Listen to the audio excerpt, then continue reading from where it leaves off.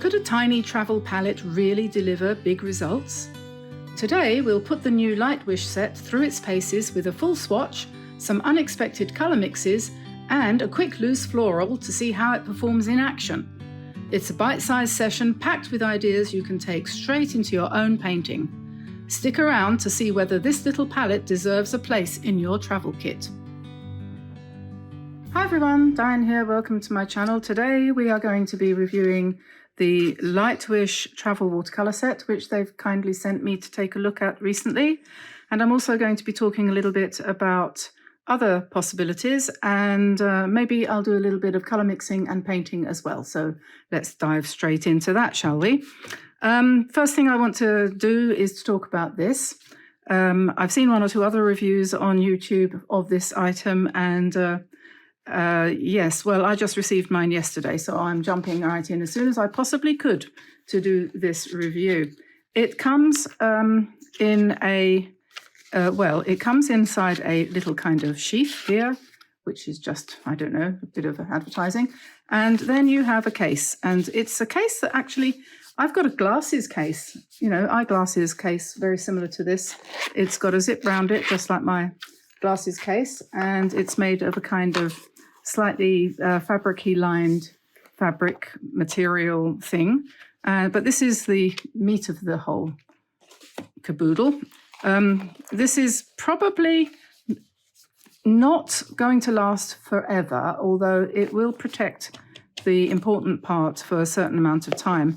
But I suspect that if this was crushed, it would break, and so not necessarily all that sturdy. I ought to mention the price of this piece of equipment here right now. I know it was less before, but now it's $22 in America.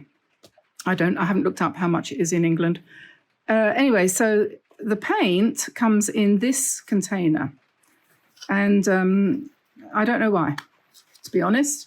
It was in here, and I don't know why. So I now have a little case that I can put more paints in. This is the important thing. The outside of the case is a water container. And although on the Amazon listing it says it's collapsible, it isn't. It's not collapsible at all. It's just a piece of plastic which holds water, which is fine. And then the paints are in here now because I put them in there. And so we have a swatch card, which I filled in with the colours, because when the paints come in this, they're not necessarily in order. And one of the big snags, and I'm going to mention this, I know Lightwish don't ever want me to say anything negative, but I'm going to. And the following things are true and not good, particularly. They're not deal breakers, but they're not what I would call ideal either. None of the paints has got its name on the back of it. Okay, so if you don't know what vermilion looks like on the front, and of course, who does? It doesn't tell you on the back. So my first step would be to get a waterproof marker and write what it is on the back. Even if you only put the number, I mean, that's something because you've got all the numbers here, but better still, just write ver or something on that one. This one is deep yellow. This is lemon yellow, rose madder, royal purple, ultramarine, tree green, emerald green, Prussian blue, earth yellow, burnt sienna, and carbon black. Now that is a standard beginner palette, and that will mix up pretty much any color you want. So for example, you can mix lots of different greens using your two yellows and the two blues, also the two yellows and the two greens, adding a little bit of brown, adding a little bit of red. You could probably mix up 20 or more different shades of green using these paints, which is absolutely fantastic. That's good. They are strong. I've just put a tiny little bit of rose madder here, and you can see that that's pretty strong. And these are two little leaves that I painted using deep yellow mixed with ultramarine, and you get a nice soft sage green. So that's good. Now, the function of this is that it has 3 mixing areas. This one, and this one. I do believe this one probably comes out since it has a finger hole there. If you can get your finger in there, you're better than me. I don't know. Let's see. I can't get it out. I'm not going to try very hard. I can see that it ought to. I didn't want to take it out before because, you know, I thought I might not get it back in again, but maybe it's meant to stay there. I don't know. Trouble with these things that come from China is they never have any information with them. They never tell you anything about anything, okay? And on this particular one, I have no information on pigment, what pigments are in here. They're just labelled 1 to, I don't know what that means. It doesn't mean anything to me. It's got 001, 003, 006. I mean, they're not pigment numbers as far as I'm aware anyway, not in my world. So we don't really know. It doesn't come with a brush. You have to use your own brush. And what happens with this water container, I tried out a couple of different places to put it, but it goes here because it actually clips on there. Clips on there and doesn't move, so that's okay. You can put water in there and then you can paint away. Now they suggest that you attach it, and I haven't done this yet because I'm quite a spontaneous person, she said.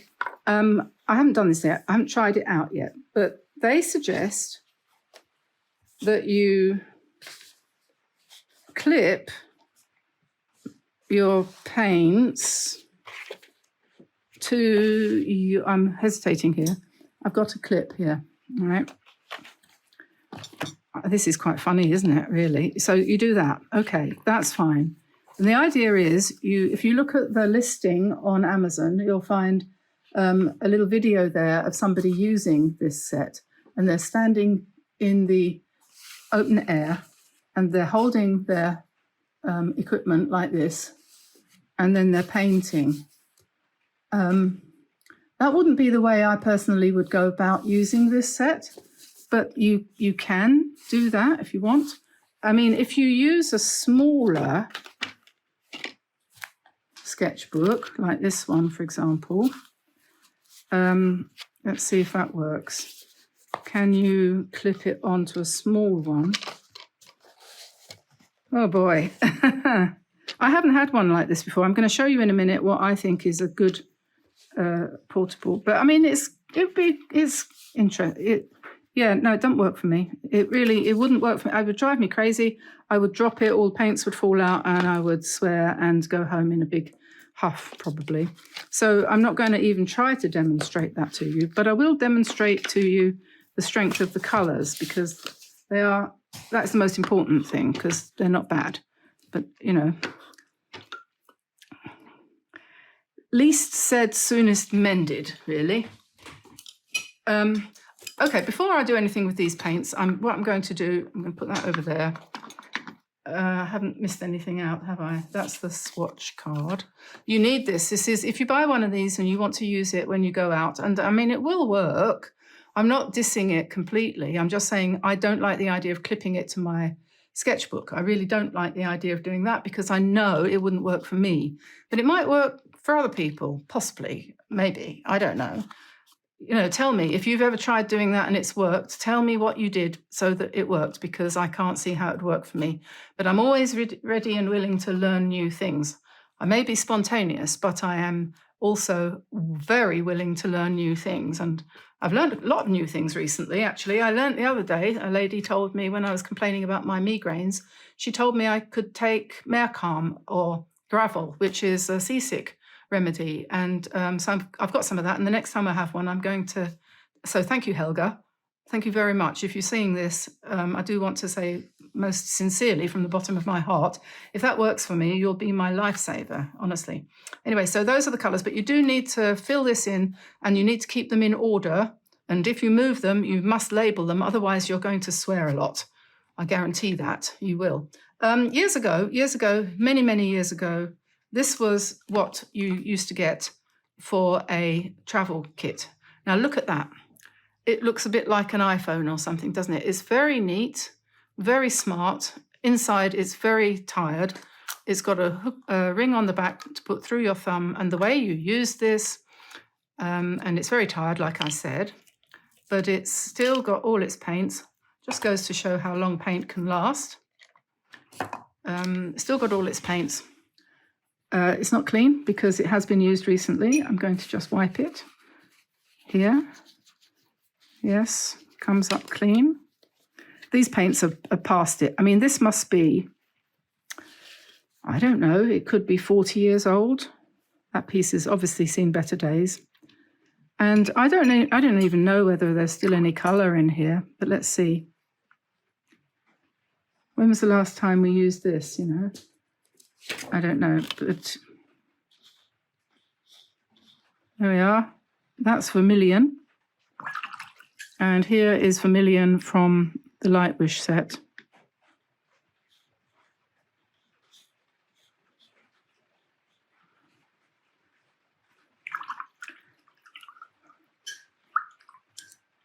Well, this is more intense. It's obviously got more pigment in it. I think I did a fair test. Maybe I should pick up a little bit more of that and try. I mean, I think it's pretty good, the paint from Lightwish. It's pretty good. Yeah, there we are. That's a bit more of a fair test. Yeah, and then I'm curious myself, actually, just to see whether any of these still work. I sort of thought that chances were that the vermilion would work. I'm going to try the... Oh, no, it's not vermilion. It looks like vermilion. That's actually labelled as cadmium red. But, and now this is crimson, alizarin crimson, this one. It's amazing. This, I swear, this must be 40 years old, at least, if not more. I mean... What an investment, eh? This is burnt umber. Yeah. So anyway, the reason I'm showing you this is to say a gift like this to somebody, 12 paints for $20 is a very good investment if they're going to hold on to these and use them, because you could use these for your whole entire life, really. But this is the way it used to look, and it used to come with a brush, and everything was labelled on the inside there underneath where you put your brush. And it was a nice metal case, and it closed properly, and it had a lovely leather, and it is leather actually, it's real leather, a leather case to put it in, and that would fit into your pocket just the same as this. You can still buy De La Rowney ones like this, or Winsor & Newton. You can still buy similar ones, but they're obviously plastic nowadays. And here's another one, and this is also still available, but not in metal. You can get something like this in plastic. This is... another Rowney one. That's Winsor & Newton. This one's De La Rowney. And this one was given to Tamsin when she was 8. So I know that's 40 years ago. And that still has all its paints in it as well. So, and she's labelled them. They weren't labelled in this one. And this one also had a little brush in it too, like the one that I just put back in there that sat in here. So it's lovely to look back on these older things, isn't it, and see the beautiful quality. I mean, this doesn't have a scratch on it. She always looked after her things so well. She's still got the box, of course, because my daughter always saves the boxes, or used to. I think she's given up now, but sometimes the box is more sturdy these days than the contents, isn't it? Have you noticed that? I'm not talking about the Lightwish, but we've got a box coming out soon in, when will it be? It'll be October. I'll talk about that on another video. So going back to this, what was I going to do? I've forgotten what I was going to do. I was going to show you how the paints mix, wasn't I? Yeah, so I've got a little homemade sketchbook here, if you want to call it a sketchbook. It's just some paper stitched together. I've got video showing how to do that. Not long ago, a little while ago, I made some of these. I also made a bigger one too, like this. I haven't painted the cover yet. And if anyone's wondering actually why I haven't been doing the doodle sketch, you know, the daily doodle detox for the last 3 days, is because I haven't been very well, and also we've been massively busy, and I haven't really been able to, just haven't been able to find the time. And one of the reasons why we were busy was because I was absolutely terrified for my golden retriever girl, Lottie, who suddenly started to behave oddly, and I thought, oh no, she's got pyometra, that's a nasty infection, and oh my God, what are we going to do, because we'll be traveling in 2 weeks. So I rushed her to the vet yesterday, and the vet has told me, no, she's not got pyometra, she's got a false pregnancy, so she just needs a little bit of TLC and she'll be fine. So that was a big relief, but it has taken up a lot of time. And you know how it is when you're getting close to going off on a trip, everything suddenly piles up and you realize you've forgotten things that you thought you hadn't. We've got to put new tires on the car. We've suddenly got 2 recalls on airbags for both of our cars. We've got to get that done before we go. And it goes on and on and on. Plus I had a migraine at the beginning of the week, and you never know when I'm going to have another one because I'm getting a lot of them lately. So anyway, I'm still here, but the shorts have had to take a back seat, I'm afraid. I will try to get them going again, but I'm not sure if I'll be able to. Right, stop yakking and get on with this. Let's try these out. Now, I don't like, what don't I like? I don't like using small pans without a palette. I don't like that. It's not my style. What I like to do, preferably, I'll get myself organised in a minute, don't worry. What I prefer to do is, if I'm painting a picture, I'm going to do something in this swatch book. This is a great swatch book from Lightwish. I have used it quite a lot, as you can see. Maybe I'll put this one on here, because there's only 12, no, maybe I won't. Perhaps I'll start a fresh one.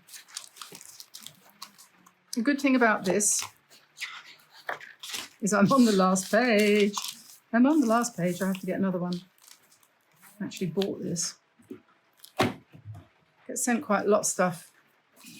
Quite a lot of stuff I don't actually want, but never mind. Okay, so this is Lightwish. We will label it. Lightwish Travel Set. I'm going to use this brush. It's a size 8 draw well. Could also be an Aqua Elite like this one. I like these, the Princeton Aqua Elite. But this one is starting to get, it's 2 years old now and it's starting to wear out a bit. These draw wells, I've got probably 100 of them. So, you know, they all get a fair share of use, so they don't wear out so quickly. But I do use those Princeton ones a lot. Okay, so I'm picking up some yellow here, which is painful. Sorry about the rain and the machinery in the background, if you can hear it. Can't do anything about it. Got to get this done today. Got to get this done. Okay, so that's the lemon yellow, and we'll put that in there, and then we'll pick up a drop of water and we'll just wash it out to the side so we get an idea of how it goes lighter when you use more water. I'm not shouting, honestly I'm not, it's just like I'm trying to talk over the rain. This is deep yellow. Okay, pick up a bit of water and just whoosh it out a bit to see what it's like when it's diluted a bit. And this is vermilion. Now, while I'm on the vermilion, you can mix this vermilion with this yellow to get a nice orange, which I tried earlier, which is this orange, right? No, this one, and this one is what you get when you mix the vermilion with the light lemon yellow. Okay, so if you want a good orange, that's what you need to do. Just mix your vermilion with yellow. What you don't do is you don't use vermilion to mix with blue to get purple, because it's the wrong temperature. You want a cool red like this one, which is called Rose Madder. This is a cool red, and this is the one, you don't use this one to make oranges. You use this one to make oranges, other oranges, because that's an orange to start with. You can see that, can't you? But this is the one that you use to make purples, because it's a cool red, and you mix that with blues. But you don't mix it with Prussian blue, because that's the wrong kind of blue. It's a cool blue, you actually mix it with ultramarine blue, which is a warm blue, and then you'll get this color. Okay, this is a mixture of ultramarine and rose madder. This is the purple, which is in the set, which is the one I'm just going to go to next. And this is pretty much identical to what you get if you mix rose madder with ultramarine, which makes me suspect that that's what it actually is, that they've mixed the two pigments together to give you that you can achieve it yourself if you want to. And then if you do it yourself, by varying the amount of blue or red that you use in this, remembering it's got to be this red and ultramarine blue, which is this color, which we're just coming to next. So you mix ultramarine with rose madder to give you this color, and you can vary the amount of red or blue, the proportions of those two colors, in order to give you slightly different shades of purple. Or you can just play the easy game and just pick up the purple from here. But that will be exactly like that, whereas these will be more subtle. Okay, so then we've got Prussian blue here. Now Prussian blue is good for mixing greens. You probably won't want to use Prussian blue on its own terribly much because it's a bit harsh, it's a synthetic color. But it does make good greens. And if you mix it with, for example, this yellow here, I'll show you what you get. Actually, I'll show you what you get when you mix it with that as well. You get a very sharp green, can you see that? And that's useful for spring colors and so on and so forth. So that's Prussian blue with lemon yellow. And then if we use this one, can you guess what you're going to get if you use that yellow with Prussian blue? And you don't need much. You get a much deeper blue, green rather, like that. And if you try those out, let's try them down here, shall we? That's Prussian blue with deep yellow. And this is Prussian blue with the light yellow. Okay, now compare that with what you've got here in your ready-made sets, which we're just coming up to. This is emerald green. Now that's not a natural green, is it? So if you were, okay, if you're painting something that's unnatural, you know, like a vase or something like that that's been dyed, painted, you could, well, that's a bit weak. This one's a bit on the weak side. We'll just have to beef that up a little bit. You might want to use that color, but better is to use one of your yellows, for example, and with a bit of that, and it looks better straight away, but it's better still if you add a little bit of red, and not that much quite. Whoops. Not that much, but that much. Okay, so then you've got a more soft green. So that is your emerald green mixed with yellow and a tiny bit of red.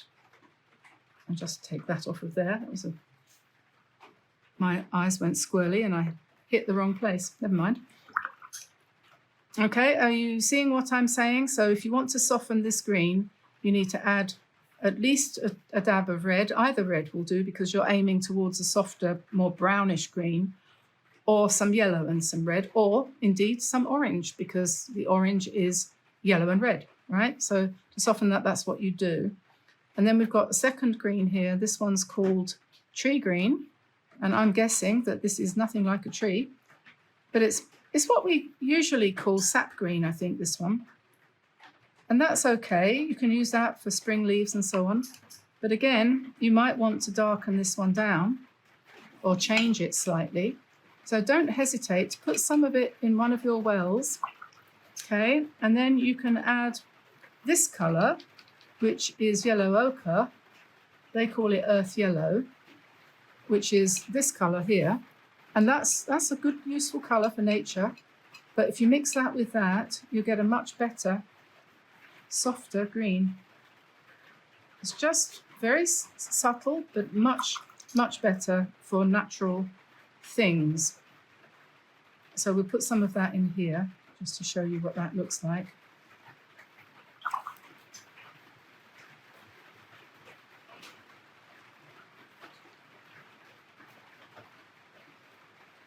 There we are.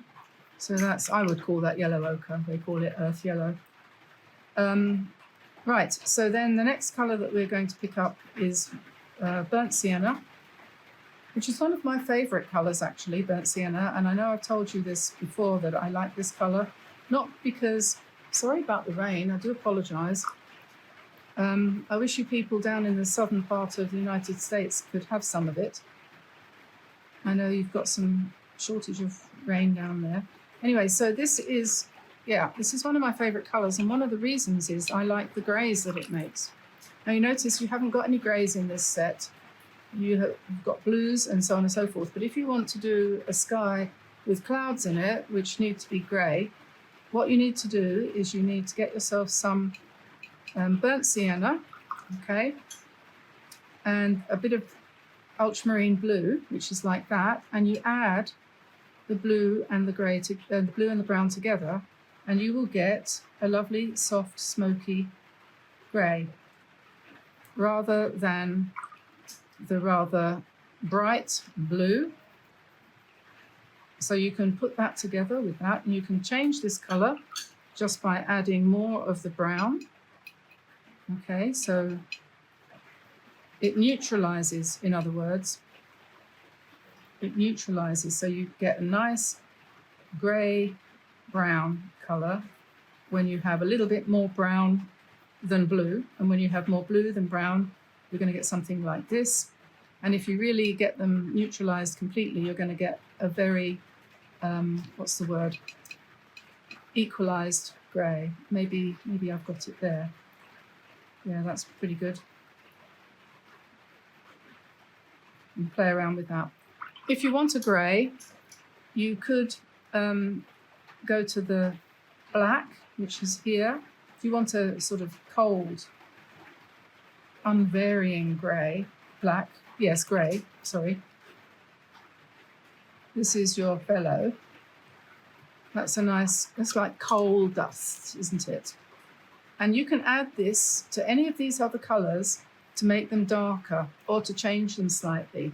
So for example, if we had black here and we took, let's say, what shall we do? Shall we take a little bit of this lemon yellow and see what happens when we add a bit of black to that? You should get a green.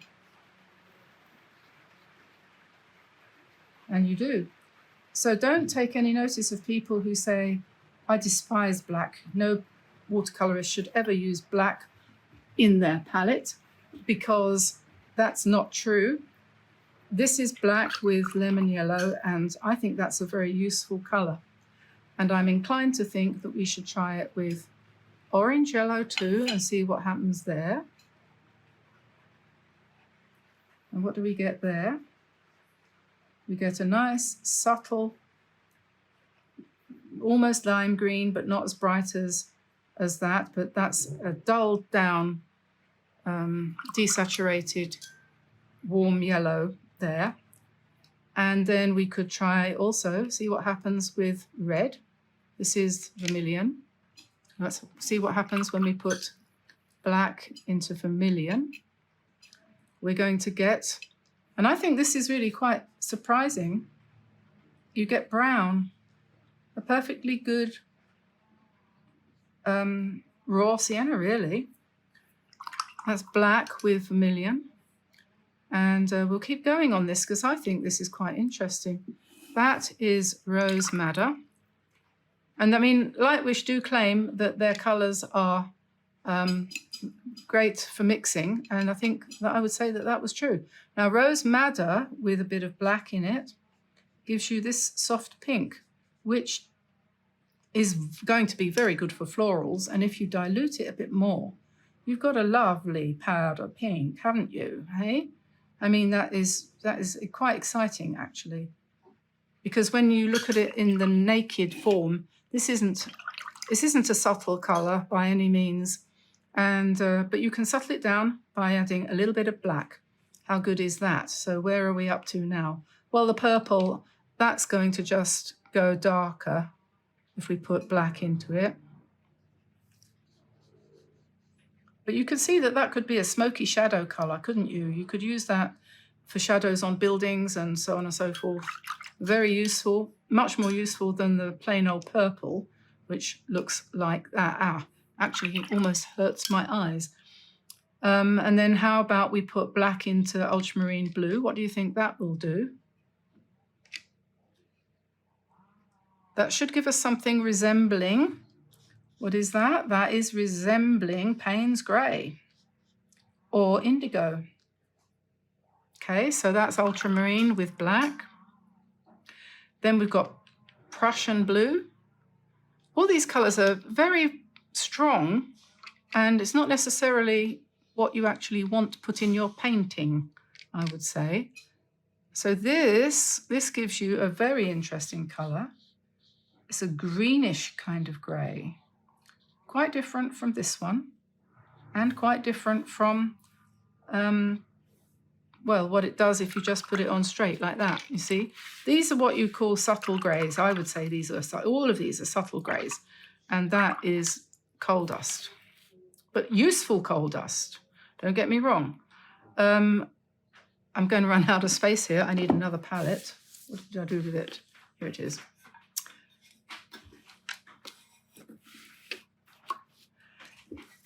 Just going to do a few more. I'm going to go all the way through these. So we've just done that colour. So now how about green? That is pretty striking. I'm trying to be polite. We'll add some black to that.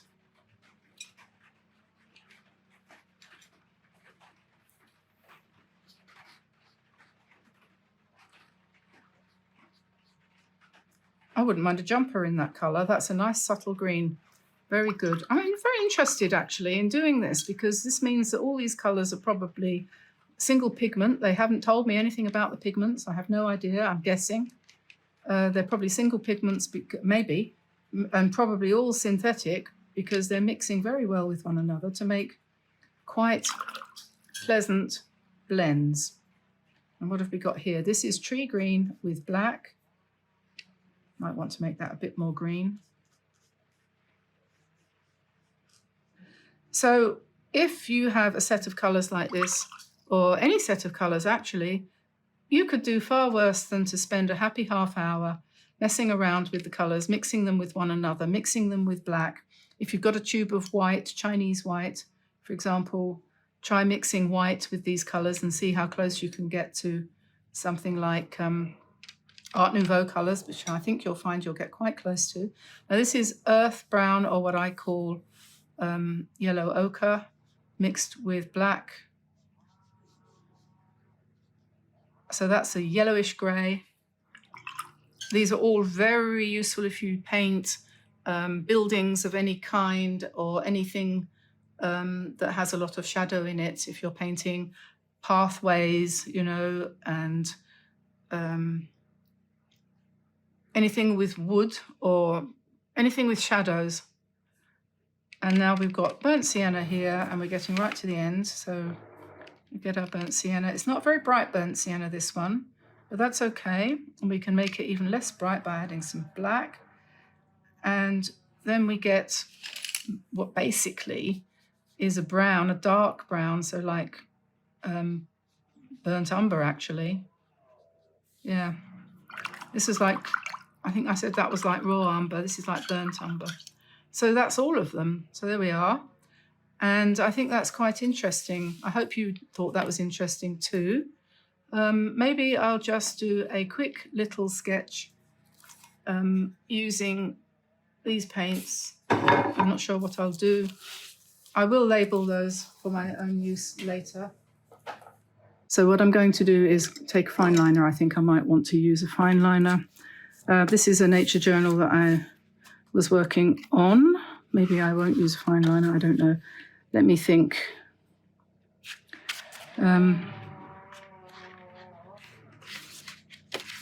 What shall I do? Could try something like that, couldn't I? That I outlined after I'd painted it. I outlined that with one of these brush pen things.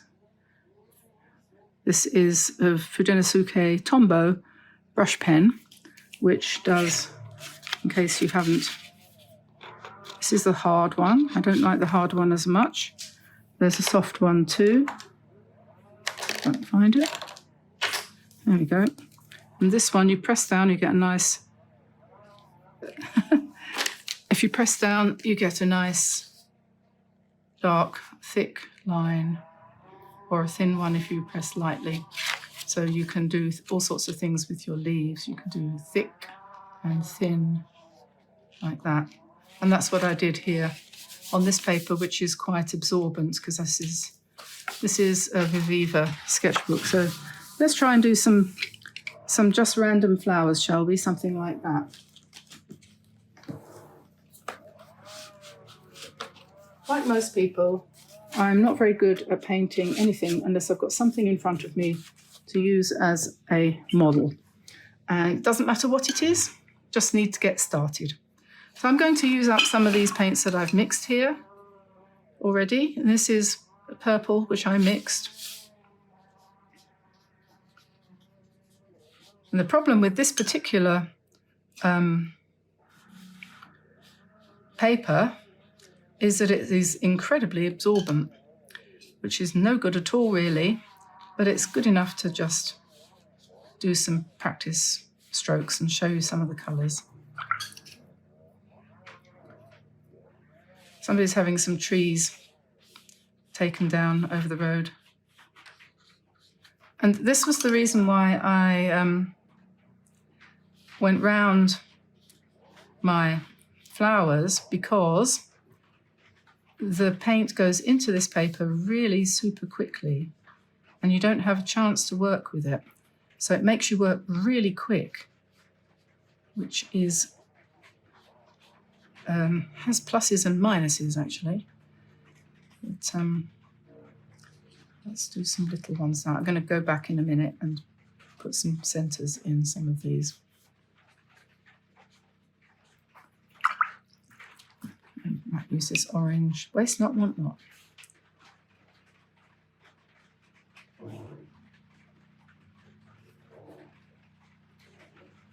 There we go. And go back to some brown, some green.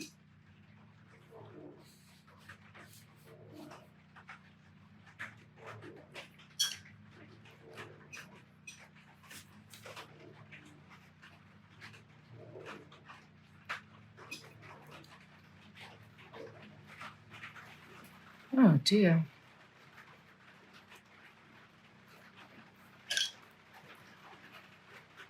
Let's pick up some more of this rather bright green, but my advice to you, if I had to sum it up in a nutshell, would be do not use the paints direct from here without mixing them with something.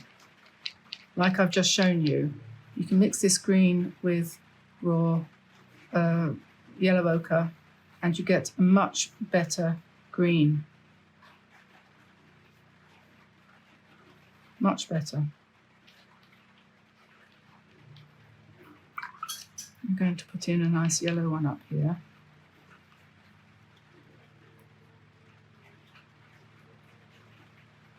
And we'll put some orange in the centre.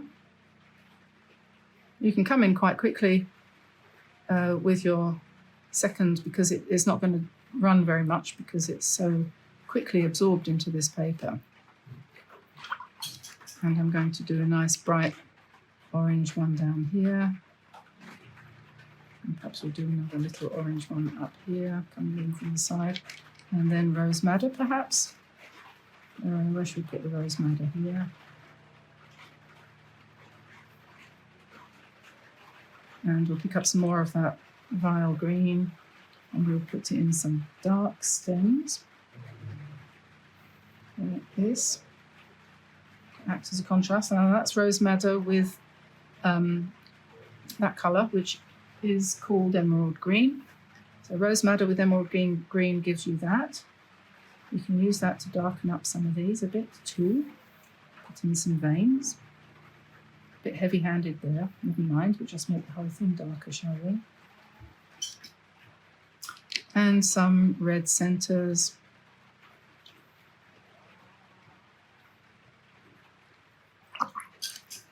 And let's have some purple. I'm trying a little bit of everything.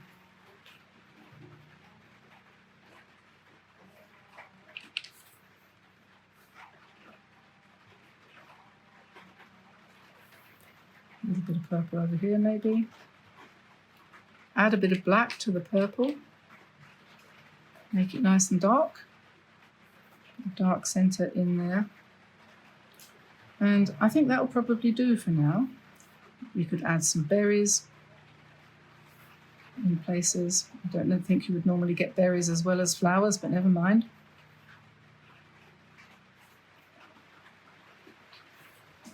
Okay, so if I was doing this for anything other than my own, you know, if I was doing this, that's 0.1, that's too small. I'll use this one. I would come back in right now and I would start going over the leaves like this, which gives the whole thing more interest. Still got all the colour, but you've now got some form.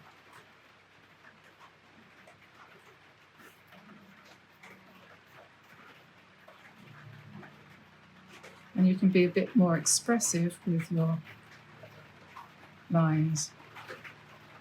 I really enjoy doing this. I hope you do too.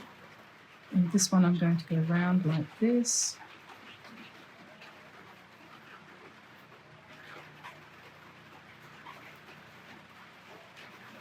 And so on and so forth. So I'm going to let you go now, and I hope you enjoyed this. I hope you learned something about colour mixing. I hope you enjoyed meeting the little Lightwish set, which is a handy little thing, which will make a lovely gift for somebody, I think, especially a youngster who might not have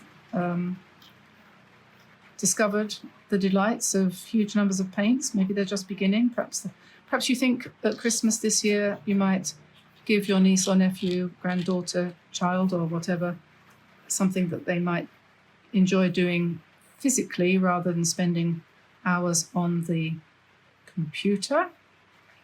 We all do that, I know, but I worry about people's necks, you know.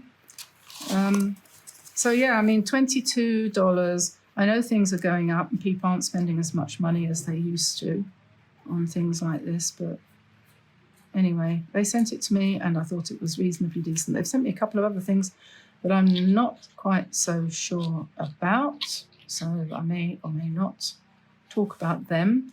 I don't like being told I have to only say positive things unless I feel only positive about something. This has pluses and minuses. It should have a brush with it. It should have a little brush, a little folding brush, because they say on their blurb that everything is included, but there's no brush. So I don't quite see how they can say that. Anyway, they do. And I'm nearly finished. I'm just going to do this here. And yeah, apologies again for not having done the last couple of days. I hope you're continuing with it, though, of the challenge. And I will try to get back into it if I can. But as I say, things have been mitigating against us recently and haven't been able to quite manage it. So there we are. Just a little doodle to keep me happy on a Saturday morning with a lot of noise outside plus rain. And there we go. I'll let you go. Go and have a look at it on Amazon. I'll put a link in the description below if you can't find it, and see what you think. And I'll be very interested to hear what you think about it when you look at it, or if you've bought one already, or if you're thinking about buying one, let me know what you think. And I will answer your comment if I can.